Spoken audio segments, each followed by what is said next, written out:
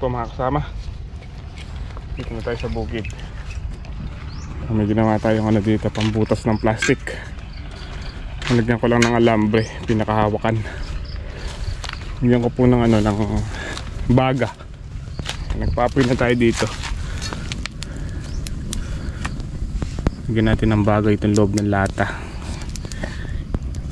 Yung init po yung magbubutas dun sa plastic. Nilagyan kong butas-butas para hindi po mamatay yung baga sa loob, para hindi mapupot. Yan lang ng lambre. Bubutas-butasin ko na po bago ko patubigan.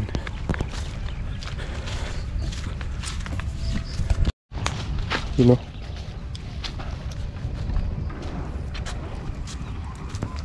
Apoy-apoy pa. Testing. Yun. Kaya kalayo.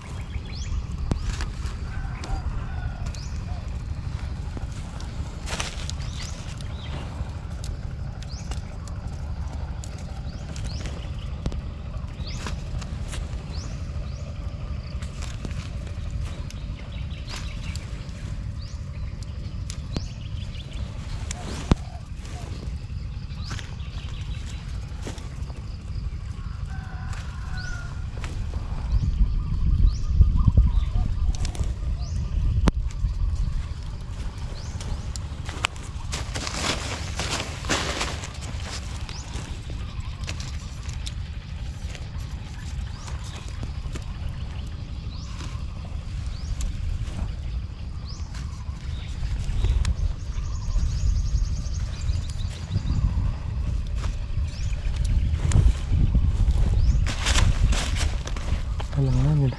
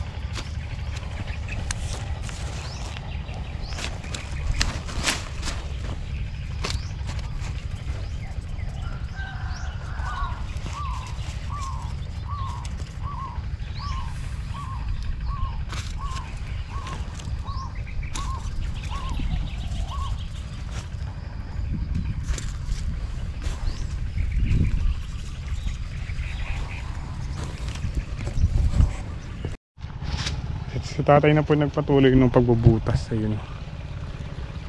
Ako nagpapatubig na. Baka bukas pwede nang tumanim. Pag nakuha ko po yung punla kay Ma'am Kasidling.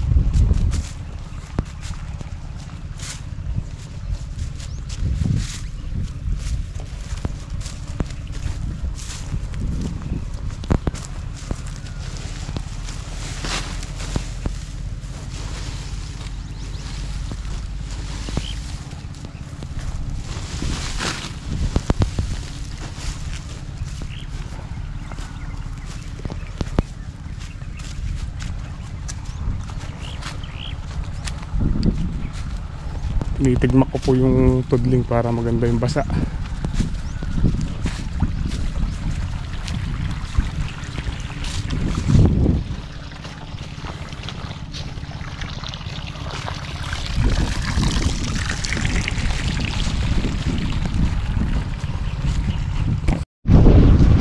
Time check 12:30 PM. Papangalahati na po yung ating pinapatubigan.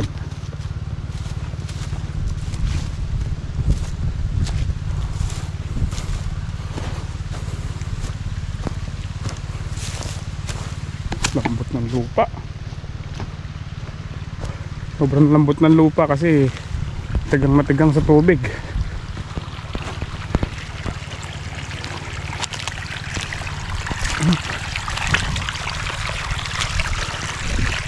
Dapat pala nakakuha ko na yung yung punla.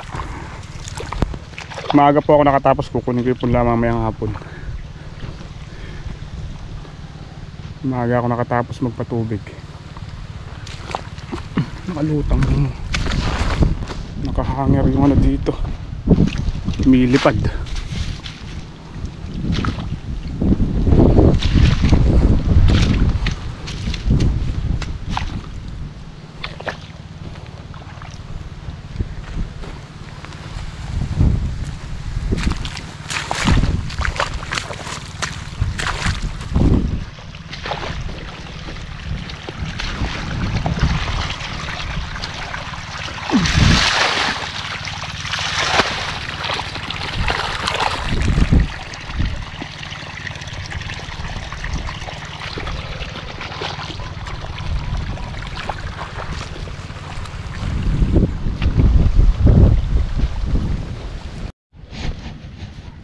Bali, ayan, nakatapos na po tayo magpatubig.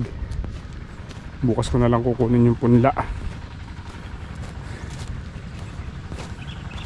Baka busy pa si Ma'am Kasidling. Nag-message po ako sa kanya kanina. Hindi niya pa nasisin, baka busy siya. Ay! Bumigay pala yung kwan dito. Bumigay. Oh.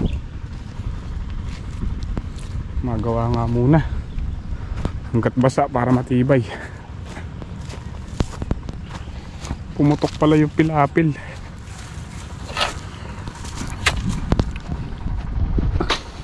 Hindi kinaya.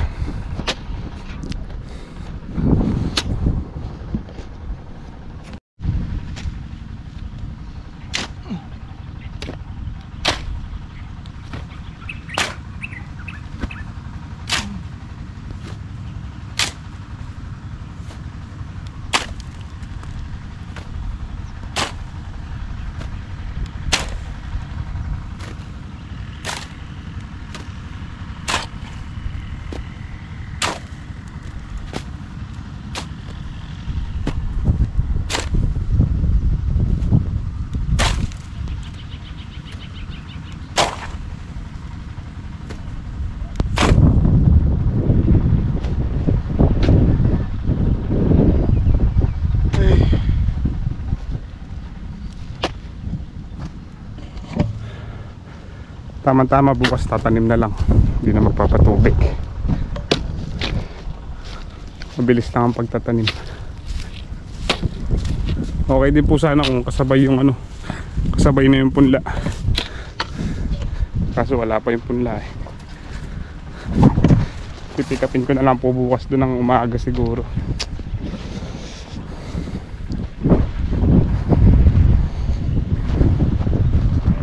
Tagal din po tayo nagpatubig dahil yung lupa tuyong-tuyo, uhaw na uhaw.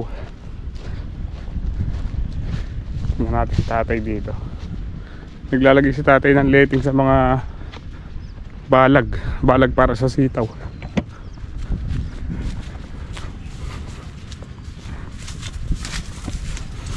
Yung pagitan pala nito hindi ko pa nagagrass cutter.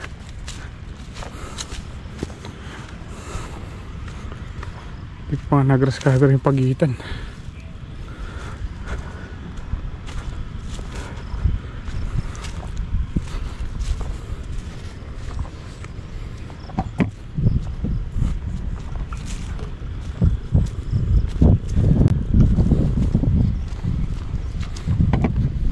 Di bio-relating na tayo.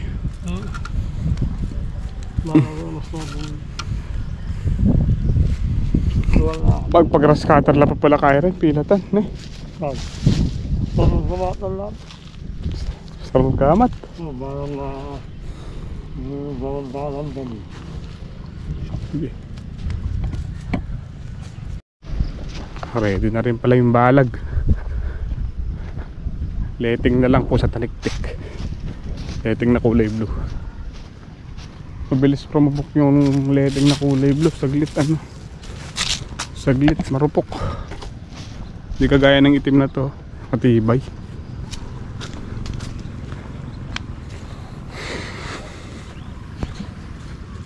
Yung Voltron, pinag-iisipan ko po saan ko pwedeng ipwesto. Pagka maraming gulay dito, dapat Voltron na yung gamit. Mataas po kasi yung dito yung tutukan. Oh, sobrang taas.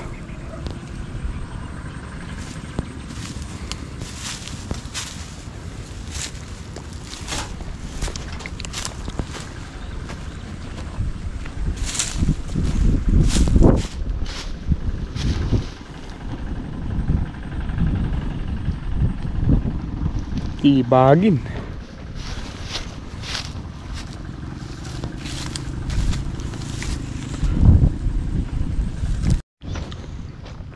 Yung mga kambing kinulong na rin po namin. Kung makakatanim po bukas ng sili, kambing ang una nating kalaban dyan. Marami naman damo dito sa fish pan. Gusto pa nila sa labas.